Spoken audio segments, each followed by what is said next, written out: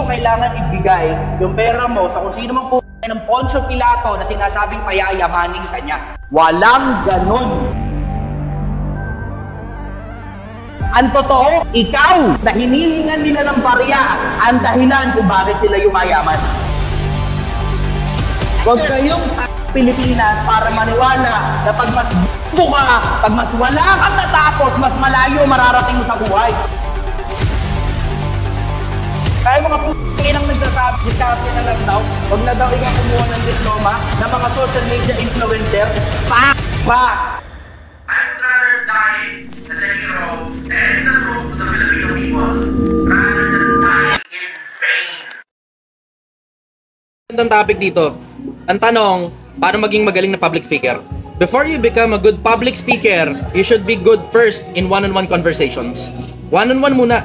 Doon mo muna makikita kasi yung one-on-one mo, palalakihin mo lang naman yan eh. Ganun yung konsepto eh. Tataas mo lang ng konti yung energy mo, tataas mo lang konti yung argumento mo, babawasan mo lang failures mo, and then you can talk to so many people. Ganun yung konsepto eh. 'Di ba? Yung tapat sa konti, tapat sa marami, ganun yung konsepto. So, una muna, konti lang munang mga tao. 1, 2, 3, 5, 10. Doon lang muna sa simula. Tapos, susunod na nun, larger crowd.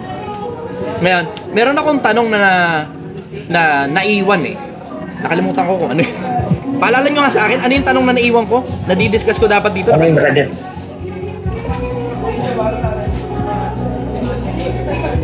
Ano yung tanong na i-discuss ko? Nakalimutan ko. Bago ako nag-introduction dito sa kabila, no? Wala.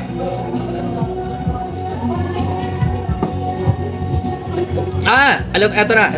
Naalala ko na. Okay, so one-on-one conversation, you have to check the facial expression and the body language of the person that you are speaking with. Diba? So, kailangan mong i-check yung facial expression at saka body language. Maging sensitive ka dun. Tignan mo kung nababagot ba siya o natutuwa siya. Tapos, tignan mo rin kung ano-ano yung mga paraan para makapanatili ka sa isang conversation nang umiikot-ikot yung conversation nang hindi napuputol. Kasi ang pinaka-common na problema ng maraming kabataan ngayon, ito napansin ko sa mga kabataan eh. Wala pang 15 minutos, di nila kaya makipag-usap ng mahigit sa 15 minutos. Hindi kaya. Tangina, may mga bata ako nakakausap, puta wala pang 5 minutes, wala nang maibato sa conversation, tapos maglalabas ng cellphone sa cellphone ng kasarap mo. Yung ganon, you have to be entertaining enough to get their attention.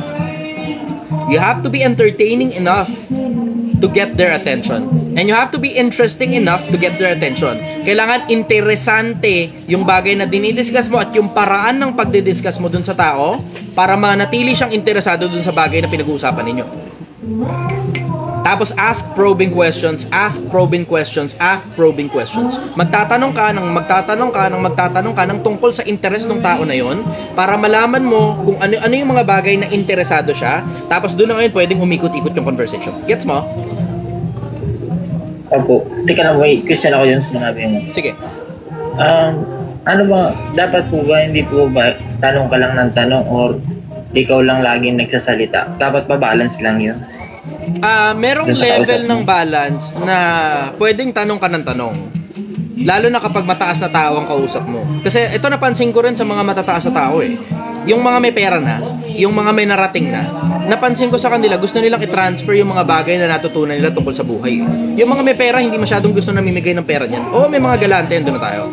Pero yung mga mayayaman, ganun na lang, sabihin na lang natin mayayaman. Yung mga mayayaman, yung mga sikat, yung mga powerful na mga tao, madalas gusto nila tinatanong sila ng tinatanong eh. Lalo na kapag ka bata, ang gusto nila, galing sa bata, magtanong ka na magtanong.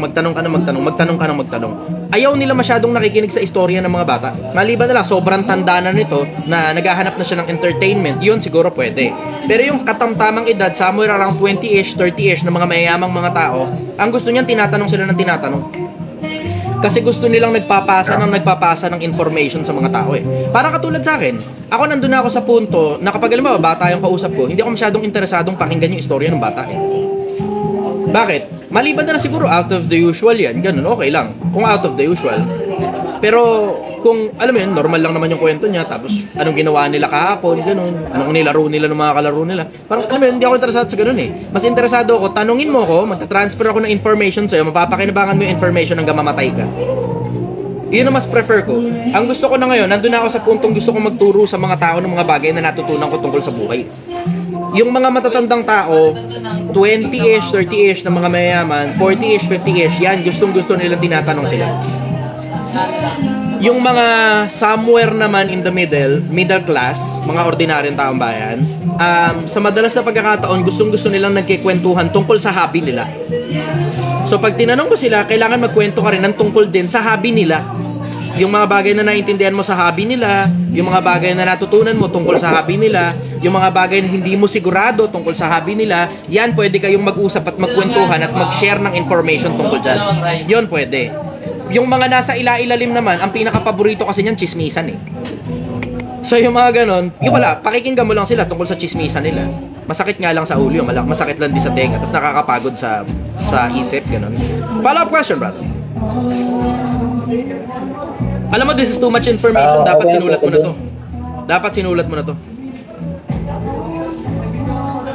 Naka-record lang po. Okay. Ayos, good job, good job. May next question po ako, pero ibang topic na po. Akat ko nga muna sandali itong Demico Forever. Akat ko nga muna sandali itong Demico Forever. Ay, walang option para iakyat ka. Mag-request ka muna, Brad. Napakatindi ng katapangan. Ito na naman tayo sa matitinding katapangan. Sabi niya, ilalampaso daw niya ako. O sige, pagbibigyan kita, lampaso mo ako. Pagbibigyan kita, akyat ka, dali. Magre-request ka nga lang kasi tinurn off mo yung option para iakyat ka sa live eh, di ba? So, sobrang tinding katapangan. Sabi niya, mag-aral daw ako ng filosofiya at hindi iisang opinion lang. Yan, ang mga sinasabi niya. O, dali, Demico Forever. Inaantay kita. Mag-request ka na umakyat sa live, iakyat kita, magpakitang gilas ka. Magpakitang gilas ka, Demico Forever. O, dali, asan ka na? Inaantay kitang umakyat sa live.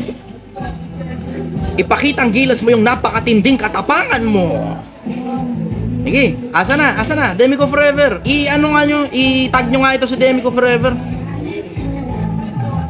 Talaga namang iisa lang opinion mo. Okay, sige, o nga, iisa nga opinion ko. Magpakitang gilas ka sa amin ng napakarami mong opinion. Dali, Demico Forever. Inaantay ka namin na mag-request. O ano, simpleng pagre-request lang kung paano umakyat sa live, hindi mo pa alam. Ano, akyat? Ano? Demico Forever. Magpakitang gilas ka. O yan, sige. O yan, pakitin na natin. Pinapakit ko na, Demico Forever. Magpakitang gilas ka ngayon ng napakarami mong opinion. O dali, binibigyan kita ng oras. Sige. Okay, pagbibigyan kita. So, ano opinion mo sa mga huwag mo akong tanongin. pandarayas, Magpakitang gilas ka ng napakarami mong opinion. Sabi mo, isa lang opinion ko eh. Ikaw ngayon ang magpakitang wala gilas. Wala ka pala, dami. Hindi, ikaw ang magpakitang gilas. Dami mo sinasabi. Tinan mo, iisa lang ang opinion ko. Alam mo nang iisa lang ang opinion ko. Ang Talaga tanong ko naman sa'yo, bakit mo ako tinatanong, para alam mo nang isa lang opinion ko? Ikaw magpakitang gilas ng maraming opinion mo, dali. Papakita ko ng gilas, daldal mo, para ka palang bakla isang opinion lang pala kaya mo sabihin. Inaantay namin yung maraming opinion mo. Inaantay namin yung maraming opinion mo. Pakita ka ng maraming opinion. Inaantay namin yung maraming opinion mo. Asan yung maraming opinion mo? Again. Para ka rin nag-aakay ng mga ng mga sekta eh. Dito kayo, tama ako, magaling. Kaya bangan yung sinasabi mo, hindi mo nga alam ang filosofiya eh. Base lang sa opinion mo, kawawa ka naman. Check mo yung profile ko, baka may mag-best sa'yo Inaantay namin yung opinion na sinasabi mo. Wala kaming pakialam sa paghatol mo sa akin. Ang inaantay namin yung opinion na napakarami na pinagmamalaki mo. Wala akong pakialam sa hatol mo sa akin, bro. Hindi ako nag-aakit ng maraming followers gaya mo. Wala naman akong pakialam kung nag-aakit ka ng maraming followers eh. Wala akong pakialam kung nag-aakit ka ng followers. Nag-aakit ng maraming followers. Inaantay namin yung maraming opinion mo. Wala kaming pakialam dun sa sinasabi mong kawawa. Nasaan yung Asan na yung maraming opinion mo eh? Wala naman pala. Asan nga yung maraming opinion? Wala ka naman palang alam. Para ka lang palang chismoso sa mga vlogger. Ganun lang pala. Sige, antay namin yung maraming opinion mo. Asan yung maraming opinion mo tungkol sa bagay-bagay? Natatawa ako sa'yo. Hindi mo pala alam ang filosofiya, nagbibigay ka ng opinion. Ano ba ang filosofiya? Sige, ano ang filosofiya? Paliwanag mo sa amin. Para ka palang Paliwanag mo sa amin ano ba filosofiya. Paliwanag mo sa amin kung ano filosofiya. Paliwanag mo sa amin kung ano filosofiya. Dali, paliwanag. Ay, hindi mo alam filosofiya. Hindi, tinatanong nga kita eh. Paliwanag mo sa amin. Di ba ang dami mong opinion? Paliwanag mo. Eh, paano mo? Eh paano ko ano, hindi mo pala alam. So hindi mo kayang ipaliwanag. So hindi mo kayang ipaliwanag. Hindi mo nga kaya. So hindi mo kayang ipaliwanag. Ulitin ko, hindi mo kaya ipaliwanag. Unilateral philosophy. So nagsasalita ka ng mga bagay na hindi mo pala kayang ipaliwanag. Tama ba ako? Pinapaliwanag ko nga sir, isarado isip ko, parang safe. Hindi, inaantay ko yung sinasabi mo. Ano ibig sabihin ng filosofiya? Ano ibig sabihin ng filosofiya? Huwag kang iiyak, baka mamaya Tinatanong kita kung ano ibig sabihin ng filosofiya. Sa'yo nang galing yan eh. Sa'yo nang galing eh. So ibig mo sabihin, nagsasalita ka ng mga bagay na hindi mo naiintindihan? Ganun ba ibig mo sabihin? Ikaw nga nagtatanong na hindi mo naiintindihan, tsaka umiiyak ka na eh. Tinatanong kita kung ano ibig sabihin ng filosofiya. Tinatanong kita, sa'yo galing yan eh. Sa'yo galing yan eh. Ikaw. Ang hilig mo sa ikaw. Tinatanong nga kita, anong ibig sabihin ng filosofiya? Ang filosofiya, 2 beses nakasabihan yan. So, ibig sabihin, ang filosofiya kasabihan. Ang filosofiya kasabihan. Hindi kasabihan, makinig ka. Sa'yo nang galing eh. Kupal, makinig ka. Sa'yo nang galing. Kupal, makinig ka. Sa'yo nang galing. Wag mo akong bastusin sa sarili kong programa para tawagin mo akong kupal. Huwag mo kakalimutan na sa akin ang kapangyarihan, Brad. Pwede kitang i-block kahit kailan ko gusto. Gusto mo pakitang gilas ako? Gusto mo pakitang gilas ako? Wala ka palang bayad. Hindi, gusto mo pakitang gilas ako? Gusto mo nga pakitang gilas ako? Wala ka palang bayad. Gusto mo pakitang gilas ako? Hindi, wala kang bayad. Uulitin ko, anong ibig sabihin ng filosofiya? Ang filosofiya ay katangahan na kagaya mo. 2 klase, isang kabubuhan at isang katangahan. Yun ka. So yun ang ibig sabihin ng filosofiya. Saan mong dictionary mababasa na ang filosofiya kabobohan at katangahan? Sige, saan mong dictionary mababasa na ang dictionary ay kabobohan at katangahan? Hindi nga. Kaya nga, ikaw nga, kabobohan at katangahan, nasa kabobohan. So ang ibig mo palang sabihin, kailangan kong mag-aral ng filosofiya na nasa akin na pala. Tama ba ibig mo sabihin? Siyempre, hindi mo maunawaan kung bobo ka o tanga eh. So ibig sabihin, kung ang ibig sabihin pala ng filosofiya ay kabobohan at katangahan, nasa akin na pala yung sinasabi mong filosofiya, tama? Correct, nasa yun na. Good. Buti nagkakaintindihan tayo. Yung sinasabi mong filosofiya na ipinagmamalaki mo pala, nasa akin na. Tama? Nasa iyo. Kaya hindi mo maunawaan. Buti nagkakaintindihan tayo. So ngayon, eto ngayon ang susunod kong tanong. Ano pa ngayon ang kailangan pag-aralan ko sa'yo kung yun palang gusto mong pag-aralan ko, nasa akin na pala? Kaya nga hindi mo nga alam, kaya nga pinag-aaral nga kita para malaman mo kung hindi, ang sabi mo, mag-aral ako ng filosofiya.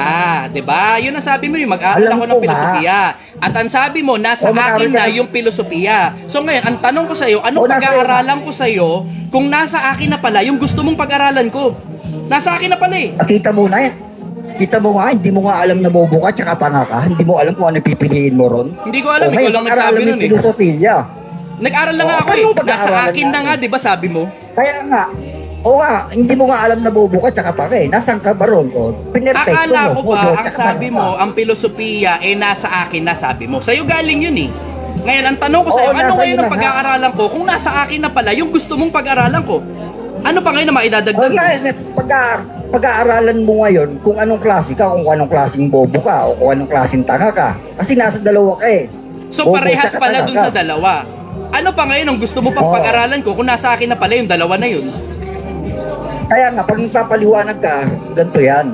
Mga kaibigan, nasa party ako ng filosofiya, mamili na lang kayo kung bobo o tanga ako. Nagbibiro ka ba? Huwag kang iiyak ha. Nagbibiro ka ba? Huwag kang iiyak ha. Hindi, nagbibiro ka ba? Bakit tumatawa ka? Anong nakakatawa? Kasi mukha kang tanga eh, mukha ka rin bobo, kaya hindi mo maalam kung bobo ka o tanga. Tinatanong kita kung anong nakakatawa. Nakakatawa nga kasi sa Biblia, ang nakasulat sa Biblia, yung tumatawa ng walang nakakatawa, ang tawag dun ulul. Hindi ulul, huwag lang bobo tsaka tanga, kasi yung ulul nakakausap pa ng maayos yun, yung bobo tsaka tanga. Yung ulul nakakausap ng maayos? Talaga ba? Ako nakakausap ko eh. Hindi ka nga maayos kausap eh. Yung tanga. Hindi ka maayos yung kausap. Yung tanga, nakakausap ba? Yung tanga, may pag-asa pa ba yun? Sinako mo pa yung pati bobo. Wow. Huwag kang iiyak. Nire-regla ka na sa bibig. Hindi, pinapabayaan lang kita magsalita, Brad eh. Tingnan mo yung comment, wala sumasakayon sa'yo. Tingnan mo yung comment. Siyempre bobo tsaka tanga yung pinaka-may-ari nito eh. Tinan mo yung Siyempre, comment. malamang walang Sumasang-ayon ba kayo matalino. sa kanya? Sumasang-ayon kayo sa kanya? Ayun, may meron nakasagot, oh. Uy, ang tangina, dahil mo nang iniinom ng tubig, mukhang isang galon, nire-regla ka na. Tanga, kape yan. Bobo ka kasi, hindi ka nagtatanong muna eh. Yan ang hirap pag hindi ka nagtatanong, nag-a-assume ka na lang. No. Kaysa naman bobo tsaka tanga, di ba? Teka, meron akong tanong sa'yo. Alam mo palang bobo ako at tanga ako. Ang tanong ko sa'yo, bakit sa akin ka nagtatanong? Sino mas bobo ngayon sa atin? Ngayon, sabi ko nga, ulul ako, hindi magtatanong yung ulul sa bobo, tsaka sa tanga, di ba? Ngayon, sinabi ang tanong ko nga sa'yo, ang tanong ko sa'yo, nagtatanong ka sa akin. Sabi mo bobo ako, sabi mo tanga ako. Ang tanong ko sa'yo, bakit ka nagtatanong sa bobo at tanga? Sino kayo mas bobo sa atin?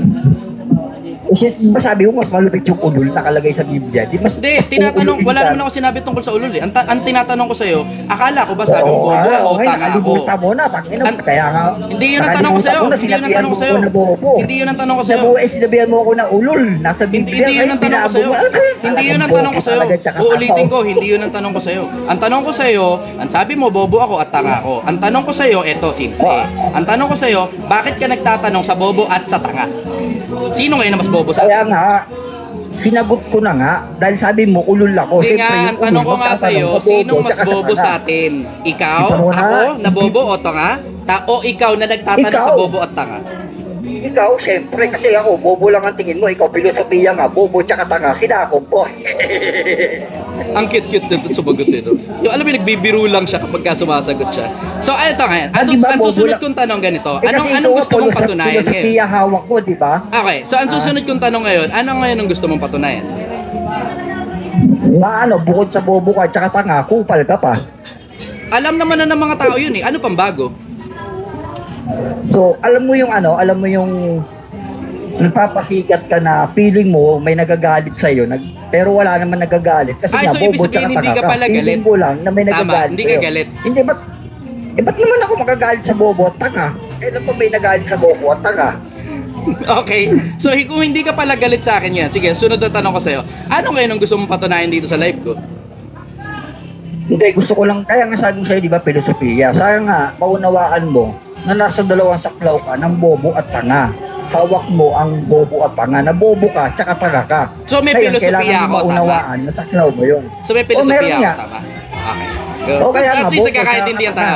At least nagkakaintindihan tayo. Na ang filosofiya pala sa'yo, bobo at tanga, at ang filosofiya pala nasa akin na wala sa'yo, tama?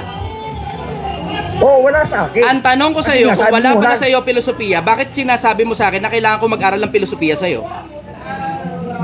Kailangan mo ang pag-aralan ng filosofiya kasi hindi mo alam na bobo ka tsaka tanga ka. Ang alam mo, bobo ka lang, pero hindi mo alam na tanga ka rin.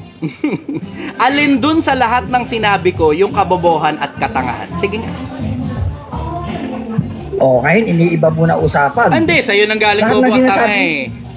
Alin dun sa lahat ng sinabi ko yung bobo, yung kabobohan at katangahan? Sige nga. Alin sa lahat ng sinabi ko? Unang kabobohan ng mga sinasabi mo, lahat ng mga sinasabi mo, base sa opinion mo lang. Ade, tinatanong nga kita. Alin dun sa mga yun? Alin dun sa mga yun? Be specific, brother, kasi madaling magsalita, madaling mag-akusa ng kahit ano sa kanino. Dali, madaling mag-akusa. Dali, ipapaalala ko lang sa'yo, brad. Programa ko to ha. Didisconnect kita. Sige, didisconnect kita. Didisconnect ko na ba? Tanong ko muna yung mga tao. Disconnect ko na ba? Wala, iiyak ka na. Yung yapang-yapang mo kanina, papakiyan. Tapos ako pa lang yun, kupal.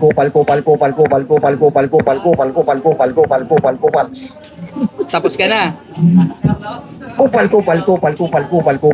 Kupal. Iiyak na yan. Tapos ka na. Chuchupa na yan. Tapos ka na. Sige, pararaanin ko muna yung gusto mong mangyari. Chuchupa na yan. Brad, pupusta ako maliit titi mo. Yung mga ganyang maangas, maliliit titi kasi laki ng toothpick. Okay ka na. Talaga naman eh. Okay ka na. Balita ko, may nakakita raw sa'yo, umiihi ka gamit mo tiyani titi mo raw ganun kaliit. Okay ka Dami na. Nakakita. Sige, pararaanin lang muna kita. Okay ka na. Ba't kayo iiyak? Okay ka na. Ba't ka nga iiyak? Nakahanap ka ng katapat mo, kala mo, So, ikaw okay ang pinakabubong tao. Okay ka Oo na? nga, kala mo ikaw na pinakabobong tao eh. Kasi ikaw kasi So anong goal mo ngayon sa mga pinagsasabi mo? Anong goal mo dyan? Ang goal ko, maunawaan mo na hindi ka lang bobo tsaka tanga. Kupal ka pa. Anong pakinabang ngayon nun? Ang pakinabang nun, nakakatulong yun sa mga kapwa mo, kupal at bobo, tanga. So nakuha mo na yung goal mo, tama? Hindi ko pa nakukuha kasi hindi ka pa umiiyak eh. So ang goal mo, paiyakin mo. Mamaya iiyak ka yan. Hindi, alam ko naman hindi ka iiyak kasi mamaya ka pa iiyak eh. Alam ka na may iiyak ka sa harapan ng camera. Okay. Di ba? Yung titi mo, ang liit-liit. Paano ba yan? Paano ba kayo nagsisix ng GF mo? Hindi umaaray. Sobrang liit. Kasi laki ng tingting. Kung sa bagay, yung edits mo, kasi laki ng tingting, maliligayahan siya, makikiliti. Sabihin mo na lang kapag okay ka na. Sabihin mo na lang pag okay ka na. Alam mo, unlimited ang bibig ko, no? So, gusto ko lang sana maunawaan mong kupal ka. Alam naman na ng mga tao yun. Ang tanong ko nga sa'yo, ano pa ang goal mo ngayon dito? So di sasabihin mo, kupal ako, bobo ako, tanga ako. Alam naman ng mga tao yung Brad. Ano pa next? Oo nga. Ano pa gusto mo Kaya nga patunayan? sana maunawaan mo. Kasi Naunawaan ko maunawaan ang naman. filosofiya. Okay na, naunawaan ko na. Ano pa Okay. gusto mo patunayan? Ngayon, aminado ka na na bobo, tanga ka, tsaka kupal ka. Okay, ano pa gusto mo patunayan? Kaya nga, di aminado ka na ngayon na bobo, tanga, kupal Oo, ka. oo. Bobo ako, tanga ako, kupal ako. Oo. Ano pa gusto mo ngayon patunayan? Bakit nagtuturo ka pa sa mga tao? Nagpapaliwanag ka pa, bobo, tanga, kupal ka pala. Paano kung maniwala sa mga tao? Tatanungin ko ngayon kita. So okay na, bobo ako, tanga ako, kupal ako, mali titi ko. Ano pa ngayon ang gusto mong patunayan? Wala ka pala eh. Wala nga ako, wala talaga ako. Wala ako. Wala ka palang binatbak. Wala ako. Bakit? Kasi maliit nga ang titi ko, at bobo ako, at tanga ako, at kupal ako. Ano pa ngayon ang gusto mong patunayan? Hindi, wag na. Naaawa na ako sa'yo kasi Hindi, wag ka maawa sa akin. Tuloy mo lang, Brad. Tuloy mo lang. Wag ka maawa sa akin. Bakit? Kasi nga kupal nga ako eh. Bobo nga ako eh. Oo, bobo ako, tanga ako. Hindi mo naman nauunawaan yung mga sinasabi ko eh. Oo nga, mahina nga kasi ulo ko eh. Bobo Kasi ako. pag bobo, Tama ka, bobo ako. Tanga, kahit pag mumurahin yan, hindi may intindihan. Tama ka, ang galing mo. Oo. Ang galing mo. Bobo ako, tanga Diba? ako. Tama Kaya ka. kahit pag mumurahin kita, kaya pansinin nyo, di ba guys? Pansinin nyo guys. Kahit anong mura nyo sa bobo, tanga, hindi masasaktan yan. Kasi nga, bobo at tanga. Tama ka, ang galing mo talaga. Ang galing mo. Tama ka doon. Diba? Ano ngayon ang susunod na goal mo pagkatapos mo ngayon mapaamin sa akin? Ang mga nasasaktan lang sa mga bash, mga bash, yung matatalino. Pero pag yung mga gaya niyang kupal, bobo, tanga, hindi masasaktan yan. Tingnan nyo, hindi siya nasasaktan, di ba? Kasi nga, walang utak yung ano niya. Tama Walang ka, naman yung may ulo panibago. niya. Oo, may natutunan akong bago. Wala akong utak. Tama ka, ang galing mo. Ang galing mo. Siyempre. Ano pa ngayon ang goal mo? Ano pang next? Ano pa? Okay, sabihin mo sa akin pag okay ka na. Sabihin mo sa akin pag okay ka na. Tanga. Sige nga, ikaw nga kailan ba na-stress ang bobo at tanga? Kaya ang dami mo nasabi kasi bobo ka, tanga ka. Hindi mo alam yung mga sinasabi mo. Gusto mo bang ma-stress ako sa'yo? Kasi nga, hindi ka mai-stress kasi nga bobo at tanga ka. Hindi, tama ka. Ayun, hindi mo Nai-stress ako. maunawaan. Tama ka. Nai-stress Kasi ako. hindi mo nga maunawaan kung anong klase ka, kung nasa bobo ka ba, o tanga ka, o nasa Tama ka, ang galing mo. Gumamit ka ng filosofiya. Tama ka, ang galing Nasaklaw mo. mo lahat, yung bobo, katangahan, at kakupalan. Tama ka, sobrang galing mo. Okay ka na? Tamo, pag naman hindi ka nai-stress, ang daming ano, siyempre, bobo, Hindi, nai-stress na kupal ka, ako. kaya hindi ka nasasaktan. Ano ka ba? Napapahiya ako. Nai-stress ako. Napapahiya ako. Hindi ka nga nai-stress eh, kasi nga bobo, tanga. Kailan pa na-stress ang bobo at tanga? Diba? Sabihin mo lang pag okay ka na. Hindi ka rin napipikon kasi nga bobo, tanga ka. Diba? Salamat ha, tingin mo, buti kahit na lang sabihin ko, dumating ka. Salamat, dumating ka. Buti na lang napaunawa mo Hindi, sa akin na bobo at tanga ko. Ang galing mo. Siyempre, kailan pa na-stress ang bobo at tanga? Ang galing mo Diba? Kailan pa talaga. na-stress yan? Tangin, ang galing. Sige nga, May natutunan akong bago. Ang maghanap ka galing mo. nga maghanap ka nga ng ano, ng matalit ng bobo ta ka na na-stress. O, ikaw, sinaklaw mo. Kaya kahit anong sabihin na mga sakit sa'yo, bobo, kupal ka, tanga ka, hindi ka masasaktan. Tama Kasi ka, nga, ang walang galing naman mo. yung utak mo. Tama ka, ang galing mo talaga. Walang laman yung utak ko. May na-realize akong bago. Walang laman ang utak ko. Galing. Sige nga. Tell me more. Kailan pa Tell me na-stress more. ang matatalino? Tell me more. Sige nga, sige nga. Kailan pa na-stress ang mga bobo? Di ba yung mga bobo, tanga, hindi na-stress yan? Eh, ikaw, Hindi, sinaklaw tama mo ka. yung dalawa. Yung gusto mo ma-stress ako, nai-stress talaga ako. Bakit? Napapahiya ako sa sarili ko. Hindi ka nga na-stress eh. Hindi ka nga na-stress Ano ka ba eh. na-stress ako? Bakit mo pa pinipilit na hindi ako na-stress? Na-stress ka ako. Ang kulit mo yun, bakit na-stress ako. na-stress ka na? Pinagmamalaki mo na matalino ka ngayon? Hindi, Eh, salta bubo naman sa ako. mukha mo, hindi ka na-stress. Tama ka. Ano ka ba? Na-stress? Paano ba gusto mo? Na-stress ako. Wala, nami-mental Na-stress block ako. ka na, nami-mental block ka na. Tama ka, Basta talaga nami-mental yung mga block bobo, ako. tsaka mabilis ma-mental block. Oo, eh. tama ka. Ang galing mo, ang galing mo. May bago ako natutunan. Alam mo, payo lang, no? Payo lang. Kailangan ko ano yung ba payo mo. maganda? Sige, payo. Go. Tuloy mo lang. Ahipin mo yung bulbul mo, gawin mo ibalot mo sa RP. Tsaka mo sindihan, gawin mo marijuana yung bulbul mo kasi wala naman laman yung utak mo eh. Nasubukan mo na ba yun? Hindi ko pa nasusubukan pero ayon sa Ba't ka pag-aaral ng mga nagpapayo ng eksperto ng bagay mga na hindi tanga mo? at bobo, Ba't ka na gaya nagpapayo mo, na hindi mo makinig ka. Ah, sige, Makinig ka. Sorry. Ayon sa pag-aaral ng mga bobo, katangahan, ng mga scientifico na kagaya mo na walang laman ng utak, ang bulbul ng mga bobo at tanga na gaya mo ay nakakapilog para sa pagpapatalino ng kagaya mo. Oh, tangina, wala akong ginawa basta na siya bumaba. Wala akong ginawa Andito yung dalawang kamay ko wala akong ginawa. Andito yung dalawang kamay ko.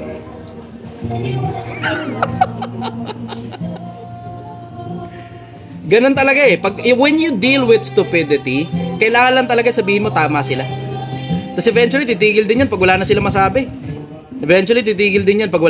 Kita ba? Nakita nyo na ngayon. Yan ang actual live demonstration ng kung paano makikipag-usap sa bobo. Kung paano makikipag-usap sa gago. Yan ang actual live demonstration kung paano makikipag-usap sa gago. Paano mo mapapatigil yung mga bobo sa pagsasalita? Bayaan mo lang sila magsalita, tapos sabihin mo, tama ka, ang galing mo. Tapos tignan mo, pagka limitado ang laman ng utak mo, tignan mo, hindi niyan kaya buong magdamag. Hindi niya kaya buong magdamag yan kasi mauubusan siya ng bagong ideas eh. Diba? Hindi ba katulad ko, 4 na oras straight nagla-live ako.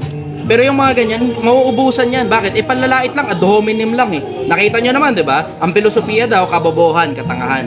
Kailangan ko daw ikaw ang pag-asabi niya, kailangan mo mag-aral ng filosofiya sa akin. Sabi niya gano'n. Kailangan mo mag-aral ng filosofiya sa akin. Yung sabi niya sa comment kanina, aral daw ako ng filosofiya sa kanya.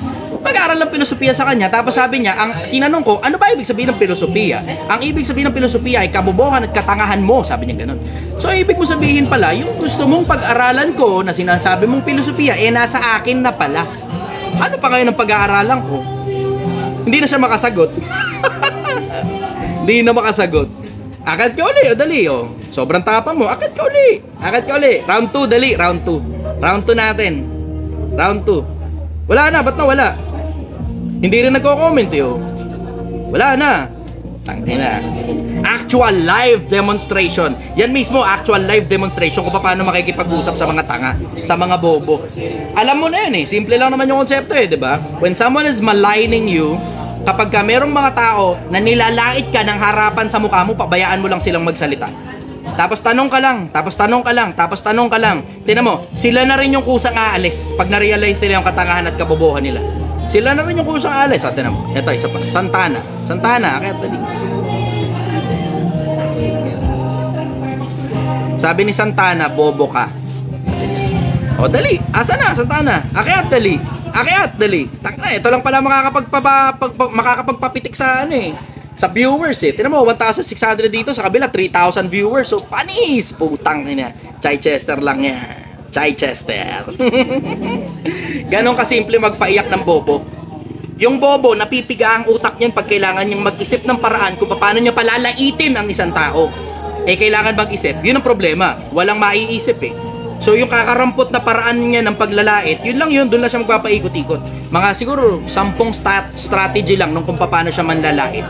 Tapos pagkatapos nun, nailabas niya na ngayon lahat ng panlalait niya, wala nang bala. Naubusan na. Kita nyo, kusang bumaba. Kita nyo?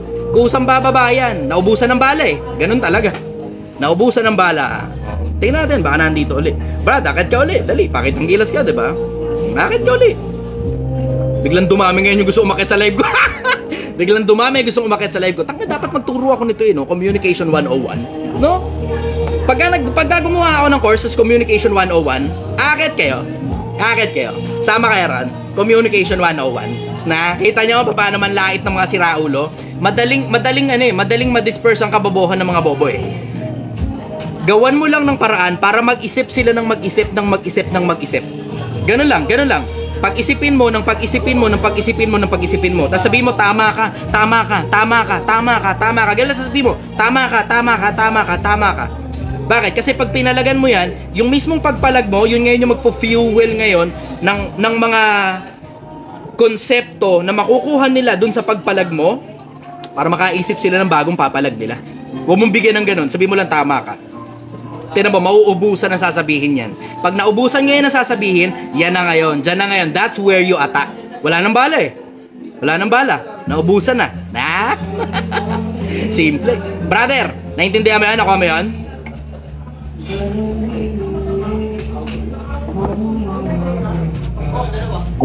Ayos. O, nakita mo ngayon kung paano makipagbasagan sa mga bobo. Nakuha niyo yung Pilipinas? Nakuha niya, nadali niya yun. Tangina, sobrang bihirang pagkakataon nito. Ito, actual live mismo, sa harap ninyo. Nakita ninyo kung paano mag-disperse ng isang taong bobo. Yung wala masyadong laman ng utak. Alam mo yan eh. Yung wala masyadong laman ng utak, alam mo yan na konti lang ang bala niyan. Huwag mong bibigyan ng bala. Umuo ka lang sa lahat ng sinasabi niya para ilalabas niya ngayon lahat ng laman ng utak niya. Pag naubos ang laman ng utak niyan, kusa ng disperse yan. Kusa ng uurong yan, kusa ng aatras yan. Ate naman, nakita mo? Hindi ko i-end yung live. Hindi ko talaga i-end yung live. Nakuha ko ng kapiraso eh. May nakuha ako ng kapiraso sa kanya eh. Nakuha ko na 2-3 piraso lang yung ano niya, yung laman ng utak niya. At 2-3 piraso lang, isang bobo, isang tanga, isang kupal. Other than that, mga ibang pinilit niya na lang isipin, pinilit na lang palabasin sa utak niya. Tsumamba, may mga lumabas pang konti. Yun lang 3 eh. 3 lang yung paraan ng panlalait niya eh. Bobo, tanga, kupal. Yun na yan, nakita niyo, diba? Sabi niya, bobo, tanga, kupal. Nakita niyo yun. Bobo, tanga, kupal. Yun lang ngayon ang meron siya. Dahil yun lang ang meron siya, antay mo pa. Magpipilit pa yan. Pipigain niya utak niya para maglabas pa ng konti pa kesa dun. Eto problema. Wala nang mailabas. Tingnan mo ngayon, no? Tingnan mo, pagkatapos ngayon ma-disperse nung nalalaman niya, ni comment, hindi na siya nagko-comment. Wala na, as in umalis talaga sa live. Ganong kasimple yun. Pag ang isang tao naguhuramentado, pabayaan mo lang ilabas niya lahat ng baho ng utak niya. Pag ang isang tao naguhuramentado, pabayaan mo lang ilabas lahat ng baho ng utak niya. Tapos pag naubos na yung paghuhuramentado niya, makikita mo, doon na ngayon lalabas ngayon yung katinuan. Eto problema, walang katinuan. Wala. Ang ine-expect ko pa naman doon pagdating sa dulo makikipagkasundo sa akin. Bumaba. Alam mo na, walang katinuan. Pag ang tao sinasang-ayunan mo na sa lahat ng bagay na panlalait niya tungkol sa'yo, sasambulat ang laman ng utak niyan. Lahat ng laman ng utak niya, pipilitin niya ilabas. Eto problema, wala pala hanggang dun lang. Wala man lang ni kapirasong pagkadesente itong tao na to eh. Nakita ninyo yung paraan ng panlalait niya, diba? Wala kahit kaprasong desente ng panlalait. Hindi, wala ni kapirasong pitik ng pagkadesente. Wala kang makikitang pitik ng pagkadesente sa ganong klase ng mga tao. Kung wala kang makikitang pitik ng pagkadesente, ano ngayon ang mangyayari? Ayun, in-end niya na yung live. In-end niya. Siya nag-end eh. Wala akong ginagawa sa kanya. Dito lang kami ko, nagganyan-ganyan lang ako rito eh. Tapos nagkakamot pa ako sa puwet ko eh. Nagkakamot pa ako sa puwet ko rito sa may bandang gilid eh. Aba sinasang-ayunan siya eh. Nakakatuwa. Anyways, brother, go! Follow-up question. Swerte ng mga nanonood ngayon, no? Swerte ng mga nanonood ngayon. Go, brother. Follow-up question.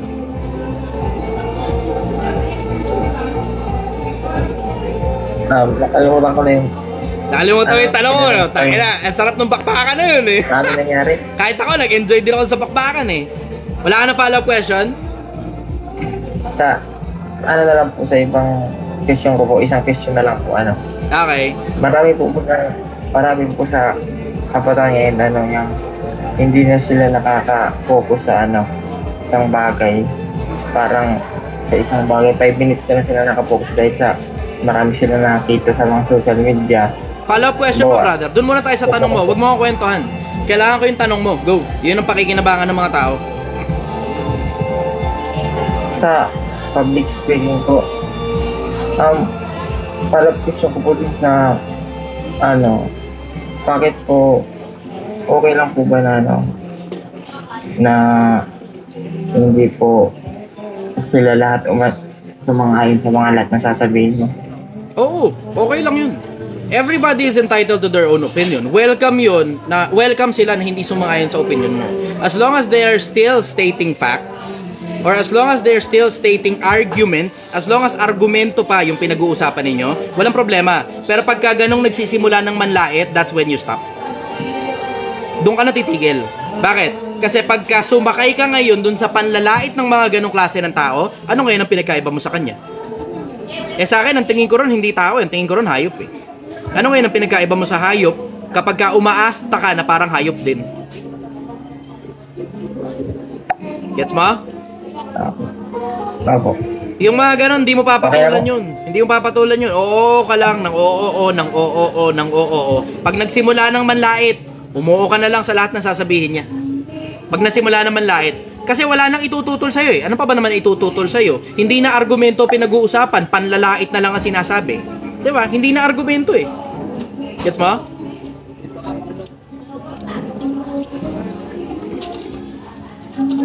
Okay, sige brother. Maraming salamat sa oras mo. Akit mo na ang bagong viewers, ha? Thank you very much. Ay, sorry. Putol. Akala ko hindi na siya magsasalita. Bagal na loading time. Sige, doon tayo ngayon sa mga babae. Babae naman muna tayo. Babae naman muna. Yung isang piraso yun, nag-enjoy ako ron. Tang na. Bugoy din kasi ayaw pumalag eh. Ganun sana magiging ending nung kung kasi bugoy yun eh. Ayaw pumalag eh. Babae naman muna tayo. Miss Z. Boss, hindi ka na mga boss. Enjoy ako ron ah. Sister, good evening. Taga saan ka? Hello, sir. Danao po. Mindanao. Okay, ano tanong mo? Anong ko lang po, kung halimbawa po, sa ganito kasi na business po kayo, parang ikaw yung inaanuhan ko po ng inspiration kung paano po magsimula. Iit po. Ah. Ano tanong mo? Kung paano po magsimula. Anong gusto mo simulan? Business po. Una muna, mag-aaral ka muna. Hindi naman ibig sabihin ng pag-aaral sa eskwelahan eh. Hindi automatic yun eh. Pero ano ba ang gusto mo? As in literal, gusto mo talaga. Kung ano yung gusto mo, dun ka muna. Ano gusto mo? Gusto mo bang magluto? O gusto mo bang maglolo? Mga ganon. Hanap ka muna ng kung ano muna yung gusto mo sa umpisa. Tapos, ang susunod nun, tignan mo ngayon kung ano yung pwede mong gawing hanap buhay, kung ano pwede mong pagkakitaan dun sa mga bagay na gusto mo. Yun ang susunod. O, tapos ngayon, sunod-sunod na. Ganon kasimple yung konsepto. Gets mo? Normal lang din po ba? Yes po, normal lang din po ba sa una malulugi? Oo, sa normal yun. business? Normal yun. Sa una nalulugi talaga. Ganon talaga. Parang katulad nung sa akin, nung nagsisimula ako nitong sinigang na baka, hindi naman agad-agad paldo ito eh. Itong sinigang na baka, nagsimula to, yung pinakaunang araw nakita namin less than, parang somewhere around 1,000 pesos lang yung benta. Benta yun ha. Eh ang ginastos ko halos 5,000 sa isang batch. So ibig sabihin, halos lugi kami ng 4,000 unang araw pa lang. Tapos ang nangyari, kami rin ang kumain ng sarili namin tinitinda, tapos binigay namin sa kapitbahay yung iba. Ganon. Yun yung unang araw. Pangalawang araw, ganun pa rin. Pangatlong araw, ganun pa rin. Unang linggo, halos ganun pa rin. Tapos saka pa lang nagsisimulang to make off nung mga parang pangatlo, ganun, pang-apat na linggo. Pangatlo, pang-apat na linggo. Dun pa lang muna nagsimulang mag-take off yun. Pero, hindi automatic yun, ano? Hindi automatic na pag nagsimula ka negosyo, paldo agad. May mga iba nga, inaabot ng 1 taon, 2 taon bago to make off eh. Kasi yun naman talaga yung yun naman talaga yung normal sa negosyo. Ang normal sa negosyo, pag magsisimula ka, hindi automatic tatangkilikin ka kagad ng mga tao. Gets nyo? Kuha nyo? Okay. Follow-up Po, questions. may friend po ako na 2 beses, 3. Hindi lang once time na nalulugi siya. So ang nangyari sa kanya, nagtry siya hanggang nagkautang-utang siya, ganun po. Pero ang iniisip ko po kasi yung paano po paano pong dapat gawin po nga yun nga para mag-negosyo. Yan yung mga bagay na hindi mo lang basta pag-iisipan, kailangan mo talaga mag-research ng gusto. Kailangan mo talagang pag-aralan ng gusto. Hindi mo basta iisipin lang yan. Hindi ko kayang i-discuss yan over the internet na 5 minuto. Papaldo na agad ang negosyo mo. Hindi ko kaya i-discuss yan. Magsimula ka na lang muna. Yun ang suggestion ko sa'yo. Simulan mo munang pag-aralan mo muna ano ba talaga negosyong gusto mo. Tapos barya-barya ka lang muna sa umpisa. 1,000, 2,000 o 5,000 lang muna. Depende kung gaano kalaki yung budget mo. Barya-barya lang muna sa umpisa. Ganon ka simple. Gets mo?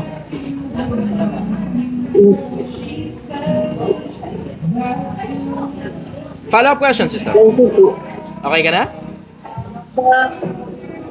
Yes. Okay, sige. Thank you. Itanong din. Bye-bye. Sige, go. Wala. Follow-up question ka? Sige po.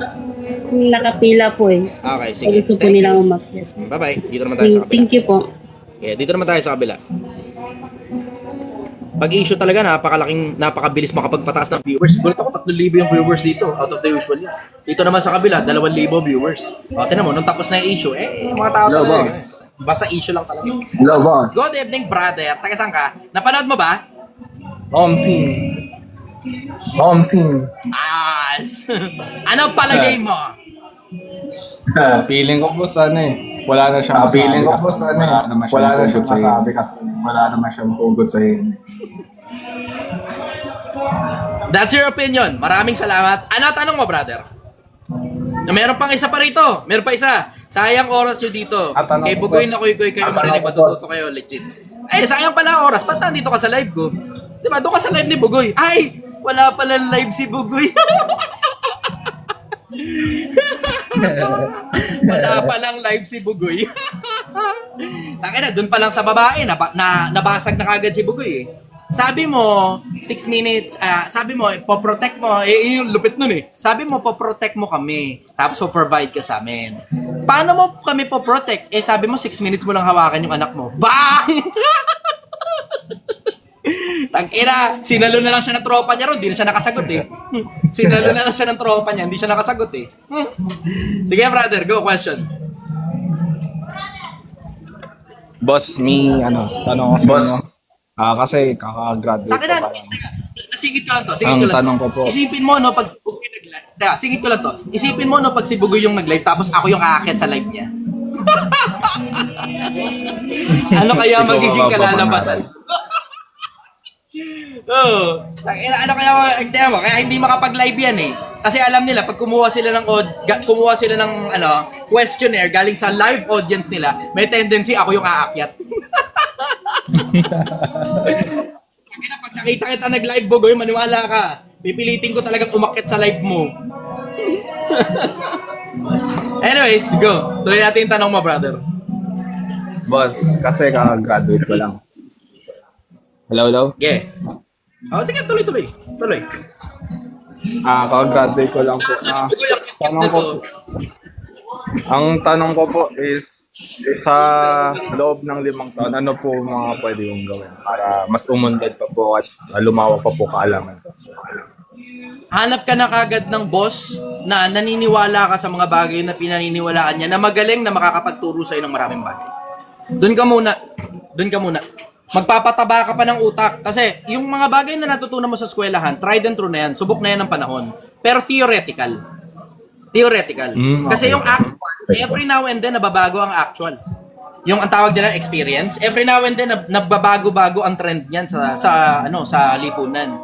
Dati, yung mga trending na mga damit nasa mga mall. Ngayon, yung mga damit sa mga mall nagsasaraduhan na yung mga shops eh. Yan napansin ko eh. Hindi niyo napansin, nagsasaraduhan na yung mga shops. Yung mga clothing sa mall. Mas pumuputok na ngayon yung mga online. Yung mga sumisikat na brand sa online, yun ang mas tinatangkilik ng mga tao versus yung mga nasa malls. Balita ko nga, pati yung Forever 21, kung di ako nagkakamali, magsasara na daw eh. Pambuong mundo yung Forever 21 na yan eh. Opo, isa na lang ata brand siya sa Pinas eh. Magsasara na. International brand, magsasara na. Fuck.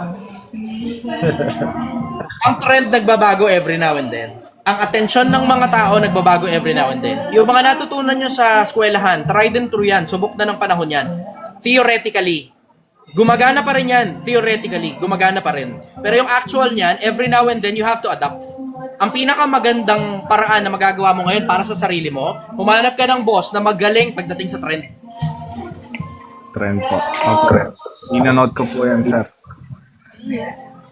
And when I say trend, hindi lang yung trending sa social media, hindi ganun. Pero pati sa management, pati sa financial handling, at maraming iba't iba pang mga bagay. Kasi iba't ibang panahon, iba't ibang generation, nagbabago rin. Pati pag-handle ng tao, pati pag-handle ng kaperahan, pati pag-handle bla bla, etc. etc. Ganon yung konsepto. Pero, sometime in the past, yung mga aplikante, okay lang sa kanila pumila ng napakahabang panahon, nakapila sila para lang makapag-apply sa trabaho, dala-dala biodata nila. Ngayon, wala nang gumagawa ng ganun. Ngayon, aplikante, puta ko, hindi mo ako tatanggapin sa internet pag nag-PM ako sa'yo, hindi na ako mag-apply sa'yo. Ganun ang dating. Ngayon po, online na lang po kahit yung interview. Ganun na nga. Follow-up question, brother. Follow up, sir. Ito medyo personal po. Sa base sa experience nyo, sir. Sa tingin nyo po, saan po yung age po? Nasa 20s, 30s yung magiging mas matalino po? Or sa po dapat mas magkamali? Ngayon pong bata pa ako or na lang po ako? 30. In terms of financial po, sa mga mistake, sa financially. Siyempre, obviously, wala ka naman choice. Mangyayari talaga sa iyan kung kailan bata ka pa. Wala ka naman choice. Due to lack of option, talagang magkakamali ka talaga ng marami sa finances mo habang bata ka pa. Bakit? Wala ka pa masyado maraming alam tungkol sa financials. Hindi mo pa nasusubukan yung mga bagay na gusto mong subukan, ng mga ideas mo sa tunay na mundo. Ngayon pa lang, testing mo na. Kasi pagka nagkamali ka sa buhay mo, later on, kawalan na ng disiplina yon, either nalulung ka sa sugal o kung ano man ang nangyari sa pera mo. Pagkakamali na yun, na maaaring sinadya mo, maaaring hindi, pero malamang bunga na lang nakatangan kasi hindi mo sinunod yung mga bagay na subok na na-testing mo na rin all throughout your time. Ganun. Follow-up question, brother. Sir, last question po. Paano nyo po na-handle yung pangbabash niya, sir? Kasi nasa Gen Z po. Siyempre yung panahon po namin, medyo sensitive. Nung nakaraan po, natututo ako sa inyo paano mag-manage nung last time, sir, nakita ko ata nanakawan kayo. Parang panangyari sa akin yun, sir. Parang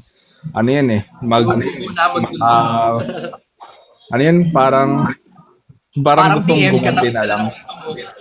Ganun lang gagawin ko. Parang siguro ilang taon ko iisipin yung ninakaw sa akin na 150k. Pero sa inyo, sir, ginawa nyo sa loob ng 2 weeks ata na survive nyo yung nanakawan po sa inyo. Mas lumago pa po. Multiple factors yan, brother. Hindi mo lang yan titignan sa isang avenue. Titignan mo yan on multiple avenues. Unang-una, naglalaro na lang ako, retired na ako. So wala akong pakialam kung manakawan ako kahit nga yung pera ko ngayon, manakaw uli, okay lang sa akin. Wala akong pakialam. Bakit? Kasi marami na ako Doon na lang tayo sa konsepto na maraming ulit na kasing nangyari sa akin yan. Hindi yan yung first time na ninakawan ako ng malaking pera. Hindi yan yung first time, brother. Hindi yan yung first time. Marami nang ulit na nangyari sa akin yan. Siyempre, yung pinakaunang beses, sobrang sakit niyan. Parang feeling mo, parang break up ka na. Sa tagal ng taon ngayon yun. Tapos parang, alam mo, grieving ka dun sa nawawalang pera. Pero, alam mo, as you go along in life, marirealize mo rin at the same time na mahaba pa naman yung buhay mo. You can always make so many monies. You can always make money, but you cannot always make memories. Yung mga yan, inilalagay na yan sa back burner ng mga memories mo. Diba? Tapos at the same time, gagawa ka ng mga bagong memories kung paano ka bumawi dun sa nawala sa'yo. Hindi dun sa tao, dun sa nawala sa'yo. Ganon yung konsepto eh. Pwede kang bumawi dun sa tao kung eto kondisyon. Babawi ka lang sa tao kung regular yung damage. Yan, pwede kang bumawi. Pag nagsisimula ka pa lang sa buhay. And when I say bumawi, ang ibig sabihin, regular, yun talaga, babawi ka talaga. Yun talaga, yun na mismo, kung ano yung nasa isip mo. Kung regular yung damage. Pero you have to make your bawi, tayo na lang sa lista tayo. Kailangan yung bawi mo matalino. Hindi ka na mababalikan. Ganon yung konsepto. Ha? Para hindi ka, kasi pagka mangyayari parang kinakaya-kaya ka lang ng ibang tao, yun yung nasa isip nila eh. So, kailangan mo rin gumanto ng paraan rin po nila. Pag recurring yung damage, tas nakikita ng marami. Pag recurring yung damage, tas nakikita ng marami, yan, pwede kang bumawi dyan. Pero dapat yung bawi mo, batalino. Tignan mo, eto magandang halimbawa. Eto magandang halimbawa. Sigurado ko sa inyo, taas viewers dito. Hindi nyo nakita to. Hindi nyo nakita to. Hindi nyo pa napapansin ito. Pero sasabihin ko na sa inyo. Hindi nyo pa napapansin to, sasabihin ko sa inyo. Sa akin muna, attention Pilipinas. Give me your attention. Akin muna ang attention, pag-uusapan natin si Duterte. Sige, sir. Sa akin muna ang atensyon. Pag-uusapan natin si Duterte tungkol sa konsepto ng bawi. Pataasin nyo muna to. Pahingin muna ako ng 70,000 hearts. Sa kabila, pahingin 70,000 hearts. 70,000 hearts sa magkabila, pag-usapan natin si Duterte tungkol sa konsepto ng pagbawi. Tungkol sa konsepto ng pagbawi, paano babawi ang isang Duterte dyan sa kagaguhan na ginawa sa kanya. 70,000 hearts. Pag-usapan natin si Duterte.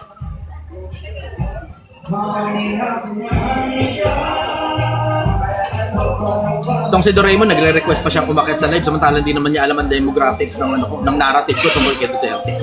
Wala ka pa nga malay, di pa ako nagsasalita, Brad. Ganyan ka na kagad mag-komento eh. Sa akit ka pa sa live ko. 70,000 hearts, pahingin mo na. Bilis ah. Bilis sa 70,000 hearts, putang ina. Ano na lang, 90,000 na lang. Pahingin 90,000 hearts kasi itong kabila medyo mabagal eh. 48,000 hearts to. Pahingin akong 60,000 hearts na lang dito. Baba natin dito, lagay natin sa kabila. 60,000 hearts dito. Bilis! Tungkol kay Duterte to. Tungkol kay Duterte. Pag-usapan natin si Duterte tungkol sa konsepto ng bawi. Tungkol sa konsepto ng bawi, pag-usapan natin si Duterte. Yan. Paano makakabawi ang isang Duterte sa ganyang klase ng sa ganyang klase ng kalokohan? 2, 3, 4, 5. Thank you very much. Pinagpapalit lang ng pera. Okay. Paying 60,000 hearts. Let's go. 60,000 hearts. Let's go. O yan. Eto na. Eto na ngayon. Pag-usapan natin ang Duterte. Yung nangyari na paghuli kay Duterte, hindi natin alam kung constitutional ba o hindi. Let's all agree na hindi natin alam kung yung paghuli kay Duterte constitutional ba o hindi. Hindi natin alam. Bakit? Walang abogado by far na naririnig akong nagsalita kung constitutional ba yan o hindi. Merong mga claims na unconstitutional daw. Claims.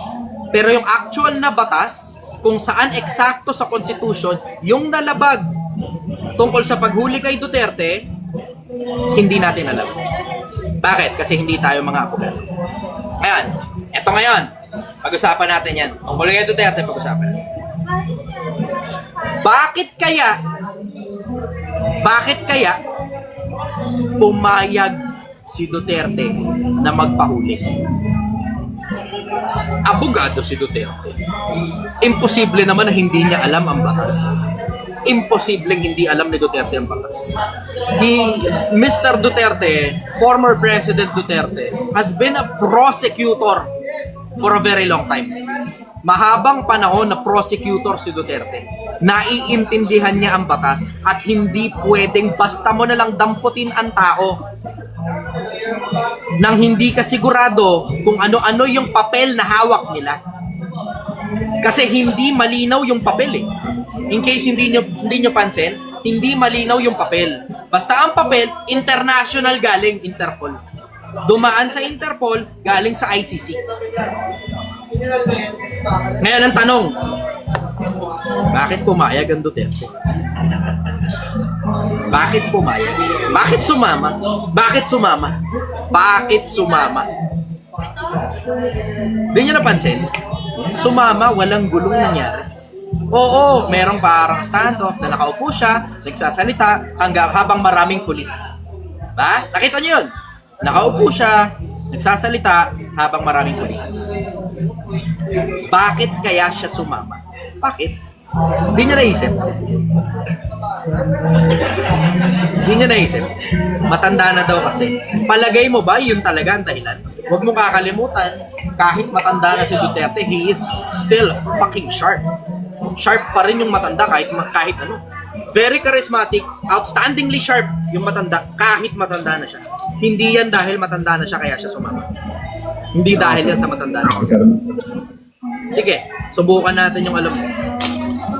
Feeling ko, sir, since huliin siya sa ICC, magiging kasi broadcast yun sa buong mundo eh. So, yung dati niyang ginagawa, baka sabihin niya in a international broadcast yung, kunyari, yung ginagawa ngayon sa Pinas, kung ano administrasyon na inosente siya. In that way, makikita ng maraming tao yung niya, stand niya, sarili niya. Siguro oo. Siguro oo. Kasi we can only talk about possibilities. We can only talk about possibilities. Para makita ba talaga ng mga tao yung stand niya? Bakit? Hindi ba niya pwedeng i-broadcast yung stand niya nang hindi sumasama? That's the next question.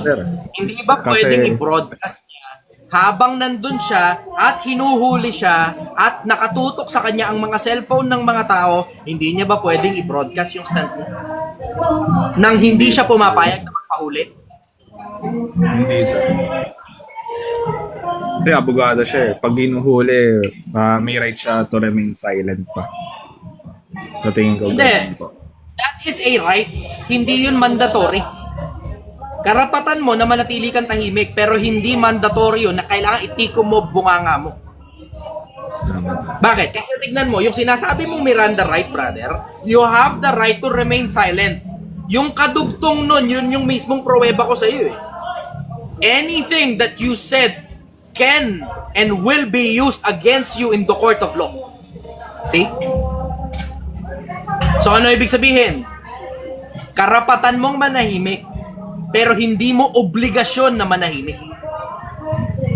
Ang obligasyon, puwersahan. Puwersahan ka, itikom mo bunganga mo.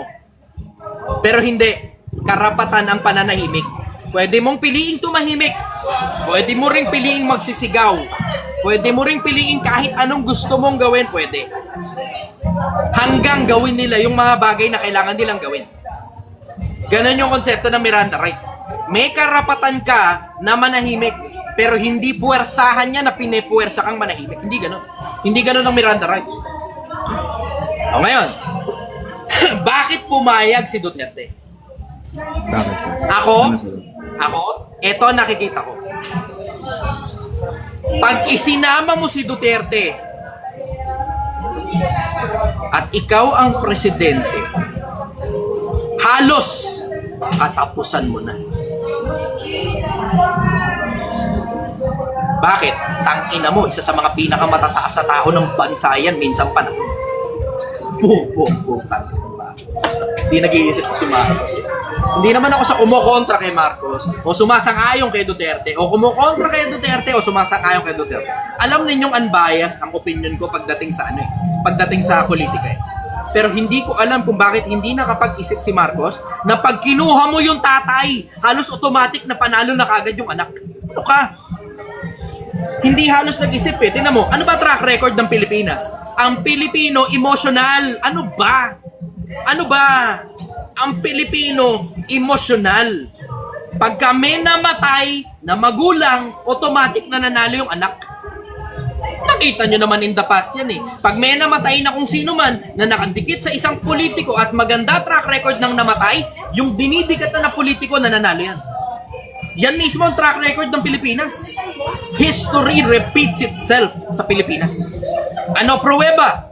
Huwag niyong kakalimutan na si Cory Aquino na boto ng taong bayan pagkatapos mamatay ni Ninoy. At si Noy Noy na boto ng taong bayan pagkatapos mamatay ni Jesse Robredo. Ano ngayon ang mangyayari? Ito ngayon, puta. Ito ngayon ang malamang na mangyayari. There will be a public outcry. Yan ang malamang na mangyayari. Ito ngayon ang gagawin malamang ng mga Marcoses. Dahil may public outcry, may problema ang bansa, merong unlawful act. Possible mag-declare ng martial law. Baka yun ang nasa isip ni Marcos. Hindi, there will be a public outcry. Dideclare tayo martial law. Guro, yun ang nasa isip niya. Hindi mo naman iniisip na pag hindi ka na gusto ng taong bayan, wala kang magagawa, Marcos. Pag hindi ka na gusto ng taong bayan, wala ka nang magagawa. Wala ka nang magagawa pag hindi ka na gusto ng taong bayan. If there is a public outcry at ang mga tao ay willing nang mamatay sa kalsada, kinang ina mo, wala ka nang magagawa kahit mag-martial law ka pa. Wala ka nang magagawa. Ngayon, eto ngayon ang malamang na mangyayari. Ang Duterte pumayag. Bakit? Kasi nakikita niyang possible,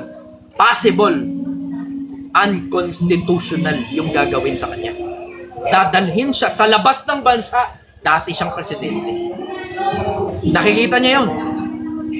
Eto ngayon ang strategy. Huwag niyong kakalimutan. Uulitin ko lang ang premise. Ang premise, possibly, ang mga Pilipino heavily emotional. Pumapanig ang mga tao sa mga inaapi. Pag nakita ng mga tao inapi yung dating presidente, putang ina nyo lahat. Kinang ina nyo inapi yung dating presidente. Kita mo? Ano ngayon ang possible na mangyari? Ang possible na mangyari, dahil inapi yung dating presidente, alam ni Duterte matanda na siya. Alam niya yun. And he is okay to die anytime. Nakuha niya na yung pinakamataas na posisyon sa bansa. What more can you ask for? What more can you ask for? Pag ganyan ka na sa ganyang edad, base sa mga taong natanong ko, naghahanda ka na para sa susunod na lahi. Naghahanda ka na para sa anak mo, para sa apo mo, para sa ibang mga tao. Kasi ramdam ko yun eh. I feel that deep down inside.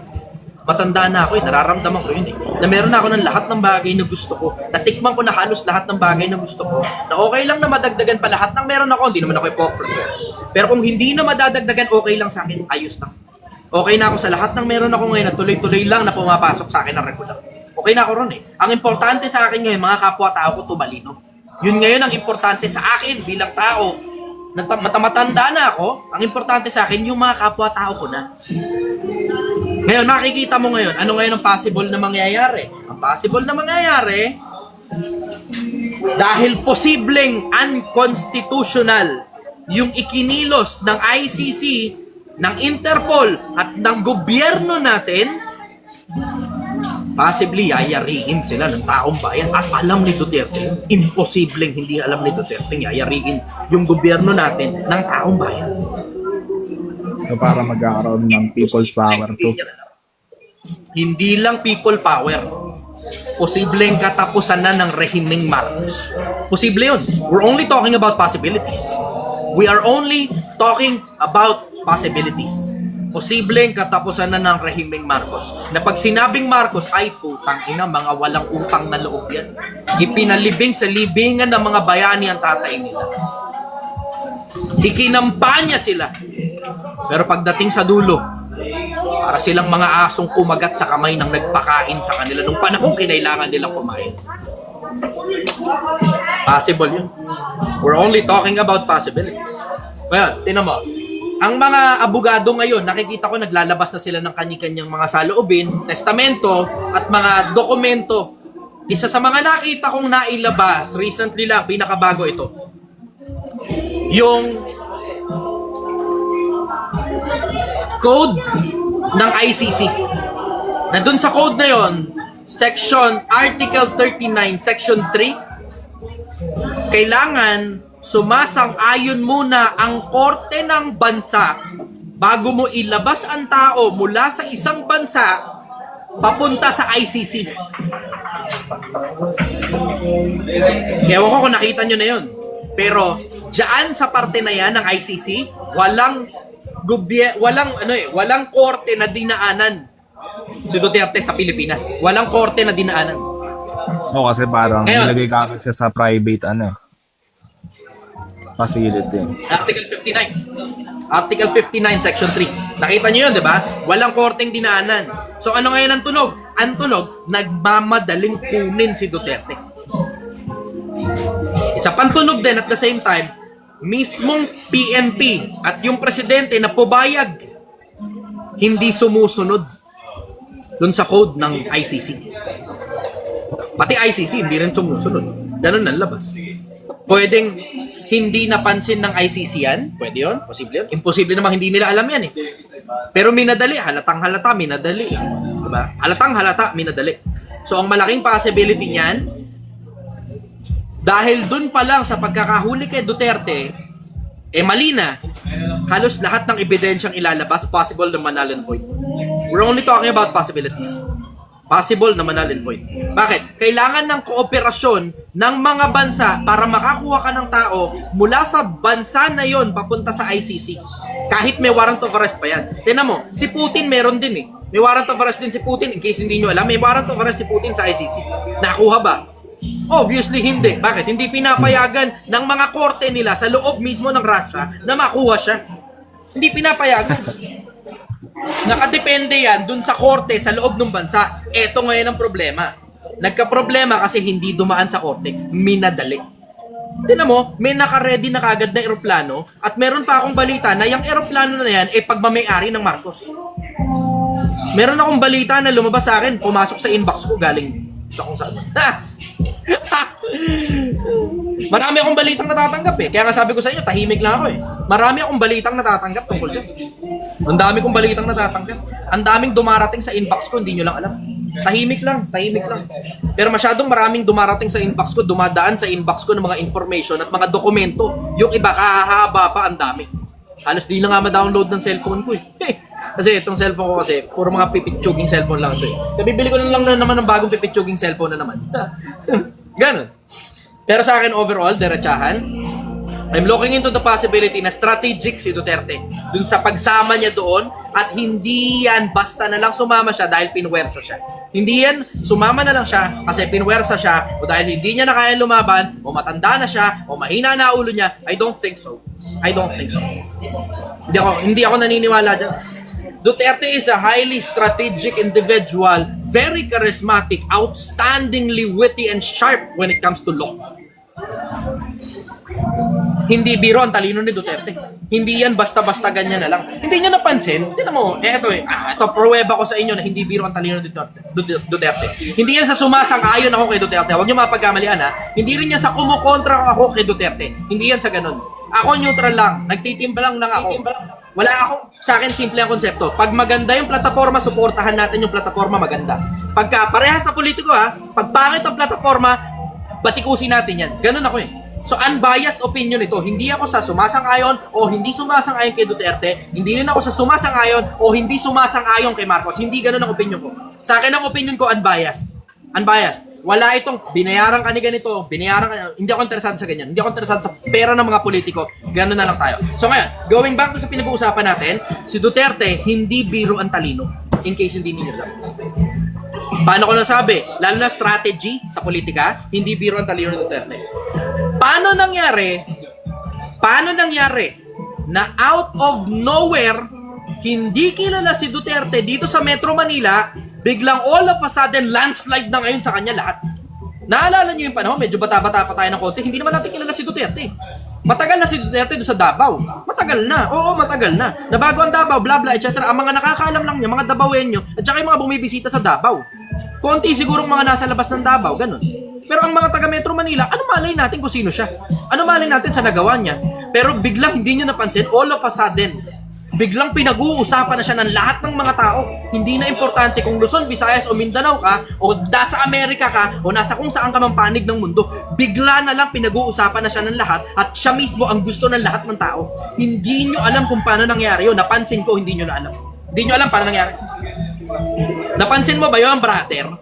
Sige nga, ikaw bilang ordinaryong taong bayang kaparehas ko, napansin mo ba kung paano bigla na lang kilala siya ng lahat ng tao bago yung panahon ng eleksyon? Pansin mo ba? Oo, pansin ko, sir. Wala nga siyang, wala nga siyang tarpaulin nun sa Metro Manila. Walang tarpaulin, walang banner, walang mukha niya sa kalsada, wala. Saan nang galing? Parang sumikat lang siya, sir, kasi, nung meron ng mga debate sa presidential. Hindi. Inaabangan na siya ng mga tao bago pa mga debate niya. long before the election. Malayong malayo pa, hindi nyo lang napansin. Hindi nyo napansin. Wala halos nakapansin. Nakita ko. Wala halos nakapansin. Pero sumagi sa isip ko. Hindi word of mouth. Hindi word of mouth. Hindi word of mouth. Hindi. Alam nyo, hindi word of mouth yan. Yung nanay mo, biglang kilala na lang kagad si Duterte. Yung tatay mo, biglang gusto na kagad iboto si Duterte. Nasa Metro Manila tayo, wala naman tayong kamalay-malay sa mga bagay na nangyayari sa Mindanao. Hindi rin mainstream media.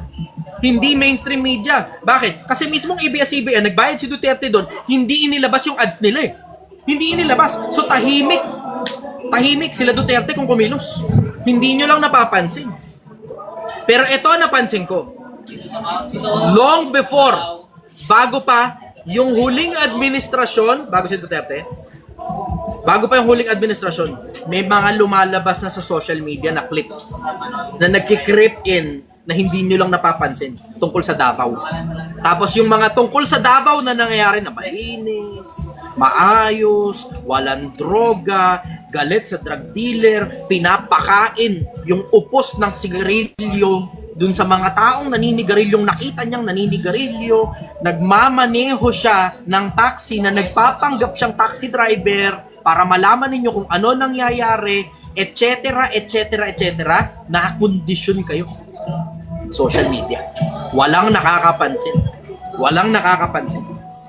Lahat yun, nung mga nangyari sa Davao, ikinredit kay Duterte. Walang nakapansin. Tamo? Ganon ka-strategic sila Duterte. Yang pagsama ni Duterte, hindi yan dahil matanda na siya. Hindi, putang ina. Imposibleng dahil lang matanda na siya. Imposibleng dahil lang matanda na siya. Imposible yan. Dahil lang mahina na yung matanda, pumayag siyang sumama, putang ina, imposible. Imposible. Imposible de los imposible. Hindi yan ang dahilan. Hindi yan ang dahilan. Ang dahilan, hindi naman ganon ka-komplikado eh. Alam ni Duterte, matanda na siya. Alam ni Duterte, mamamatay na siya. Inihahanda niya na yung susunod. And there will be public outcry kapag kinuha mo yung isa sa mga dating presidente ng Pilipinas. Alam niya yan, imposibleng hindi imposibleng hindi niya alam. Imposibleng hindi niya alam. Antindi ng mga sumusuporta sa kanya. Kaalalaking mga tao ng mga sumusuporta sa kanya, lalo sa Visayas at Mindanao. Imposible. Imposible. Alam mo, titignan ninyo yung behind the scenes. Titignan nyo yung behind the scenes. Yung iba, face value ang tinitignan eh. Hindi face value. Hindi face value. Tignan nyo yung behind the scenes. Ano yung behind the scenes? Tignan nyo strategy.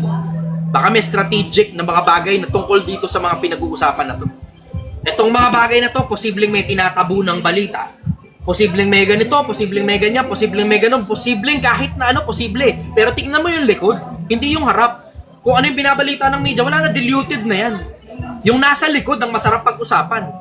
Bakit kaya pumayag yung matanda even though meron siyang sapat na puwersa para magpatawag ng sarili niyang militar, sarili niyang security, sarili niyang PNP dun sa mismong lugar niya?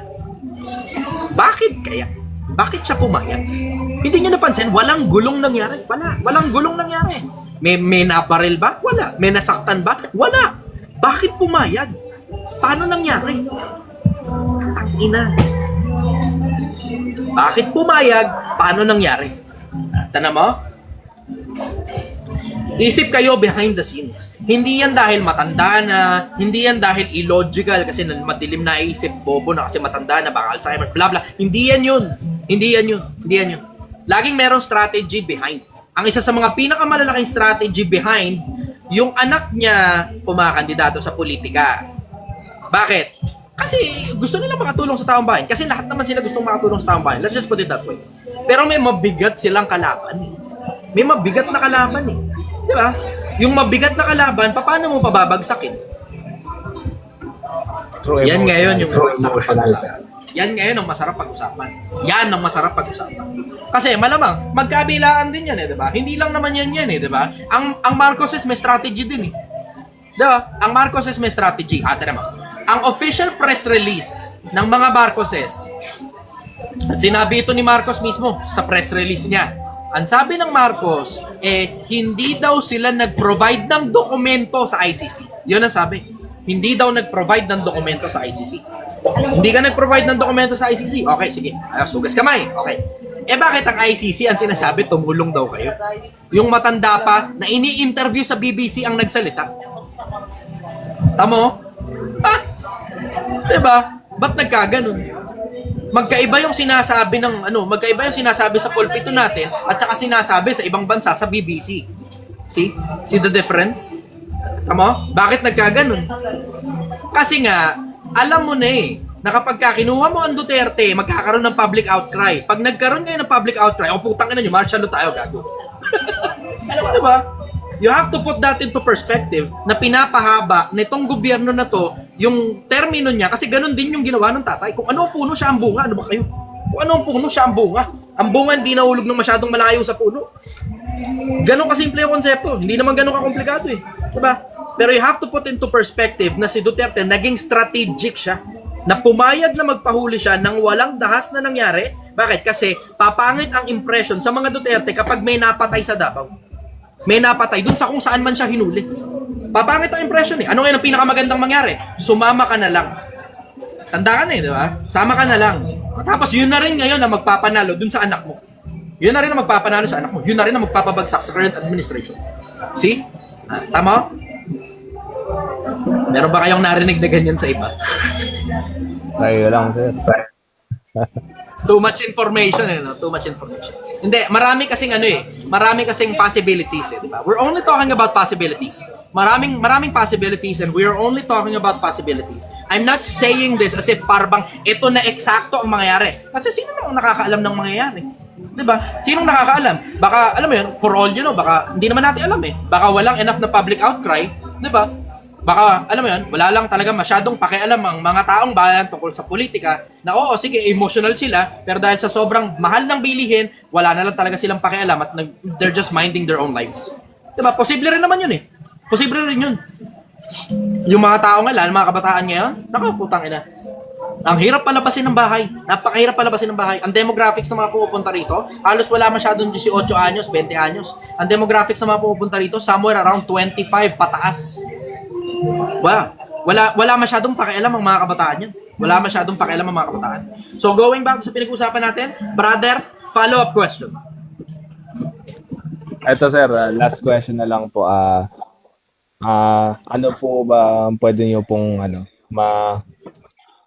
advice pa po sa mga susunod na henerasyon? Hindi na po Gen Z, yung Gen Alpha na po. Last question. Diretsahan na lang. Lahat ng mga Pilipino, mapapakinabangan ninyo ito. Pilipinas, yes, tabaan mo utak mo. You only get to live once. Isa lang ang buhay mo. Isa lang. Hindi ka na babalik dito pagkamatay mo. Hindi totoo yung bawi na lang next life.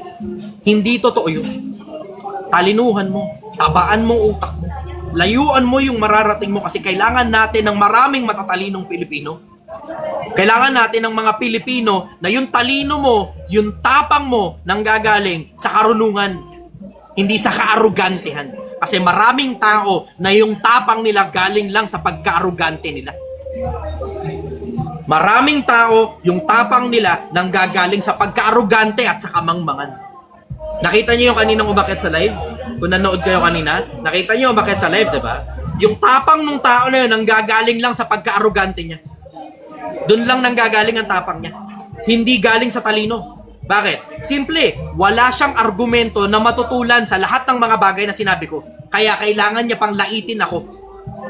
Walang argumento Narinig nyo naman ang buo, di ba? Narinig nyo ng buo yung halos 10 minutong paglilitanya niya tungkol sa kung gaano ako kabobo, gaano ako katanga, gaano ako kakupal sa paningin niya. Pero sa paningin niya lang yun, hindi ganun ang tingin ng audience. See the difference? Nakita mo? Pero pag matalino ka, alam mo kung kailan dapat kang lumaban at alam mo rin kung kailan dapat kang sumuko. Ganong katalino si Duterte. Alam niya kung kailan dapat lumaban. Alam din niya kung kailan dapat sumuko. See the difference? Almost 20 minutes, 30 minutes sir nakuha kasi nakarunungan. Salamat po. Yung ibang Salamat, ulit po, mga nag-request ulit. Bagong perspektibo ka sa buhay. No? Alam mo, Pilipinas, matuto kayo ng konsepto. Yung konsepto ng paglaban at konsepto ng pagsuko. Alamin mo kung kailan dapat sumugod at alamin mo rin kung kailan dapat manahimik at manood. Hindi ganun kakomplikado yung konsepto ng buhay. Yung basic principles kung paano gumawa ng pera, paano makipagkaibigan, paano magpalaki ng mga anak, paano makisama sa mga magulang, paano gumagana ang lipunan, paano gumagana ang trabaho, paano ma-promote, paano magnegosyo, at maraming iba't iba pang mga basic na wisdom. Pag-aralan mo ng gusto. Galingan mo, lupitan mo. Pag matindi ka na doon, pati kapwa-tao mo makikinabang na rin sa'yo. May sisig po Salamat, sir. Meron po kaming sisig na talaga. Salamat, brother. Follow-up question. Okay ka na? Okay na, sir. Sobra-sobra na. Sarap na. Ang sarap na ending. No? Magandang gabi sa'yo, Pilipinas. Mahal na mahal kita. Good evening, sir. Ano po, God bless.